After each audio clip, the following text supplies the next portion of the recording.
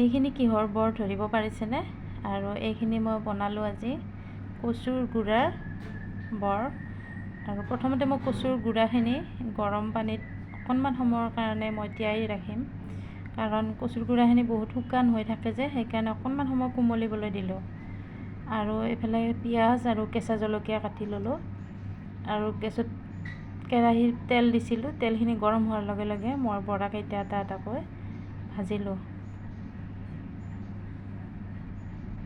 আৰু খুব ভাল লাগে এনেদৰে কচুৰ বৰা ভাজি খাই। আৰু যিবিলাকে খাইছে বাৰু তেওঁলোকে জানেই, মাছৰ কণীৰ বৰাও পাত্তা নাপায় আৰু বহুত বেছি ভাল লাগে।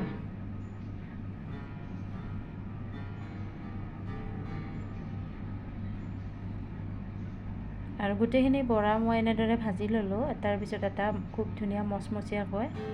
আৰু এইফালে অকণমান শিঙি মাছ আছিলে, আৰু শিঙি মাছখিনি বনাবৰ কাৰণে মই ধুনীয়াকৈ ধুই বাছি লৈ ল'লোঁ। আৰু এইখিনি ঘৰৰে মানিমুনি শিঙি মাছৰ লগত বনাবৰ কাৰণে আৰু দেখিছেনে ফুলৰ বাল্টিংকেইটাতে এইখিনি হৈছে। আৰু এই বাল্টিংটোত যে কি হোৱা নাই আৰু মুঠতে ইয়াতে টেঙেচি টেঙা, মানিমুনি, ব্ৰাহ্মী শাক গোটেইখিনিয়ে হৈছে। আৰু অলপ অলপ কেতিয়াবা খাব পাৰি। আৰু ভেদাইলতা আৰু নৰসিংহ, মানিমুনি গোটেইখিনি মই যোগাৰ কৰি ল'লোঁ। আৰু প্ৰথমতে মই মাছখিনি ভাজি ল'লোঁ।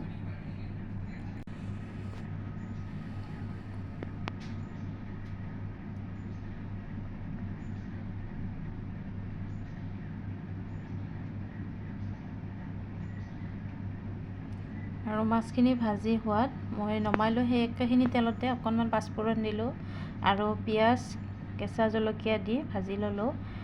আৰু দুটা আলু ভাততে সিজিবলৈ দিছিলোঁ, আলুখিনিও মই প্ৰথমতে ভাজি ল'ম।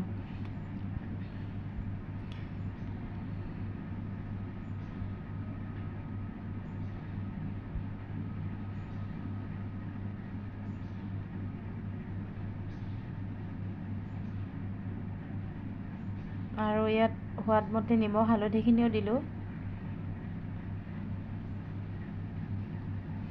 আৰু এই আজিকালি যিহেতু চাৰিওফালে খৰাং হৈ গৈছে, শুকান হৈ গৈছে, গতিকে এনেকুৱা দিনত এনেবোৰ আঞ্জা খাই ভাল লাগে, নহয়নে?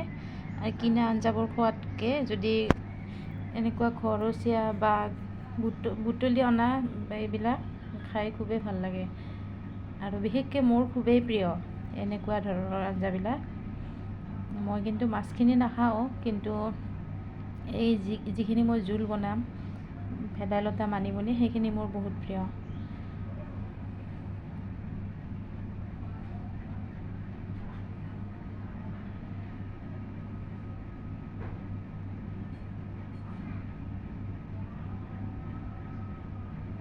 আৰু এইফালে আঞ্জাখন উতল অহাৰ লগে লগে মাছখিনি ঢালি দিলোঁ।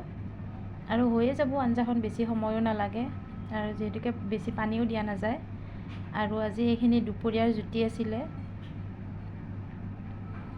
আৰু খুব ধুনীয়াকৈ মই আজিৰ কাঁহীখন সজাই ল'লোঁ। অকণমান দালি বনাইছিলোঁ, আৰু এয়া কচুৰ বৰখিনি, আৰু ভেদাইলতাৰ শিঙি মাছৰ জোলখন। আৰু বহুত বেছি ভাল লাগিছিলে খাই আজি দুপৰীয়াৰ সাজত। আৰু ভিডিঅ'টো চাই কেনেকুৱা পালে জনাবলৈ নাপাহৰিব।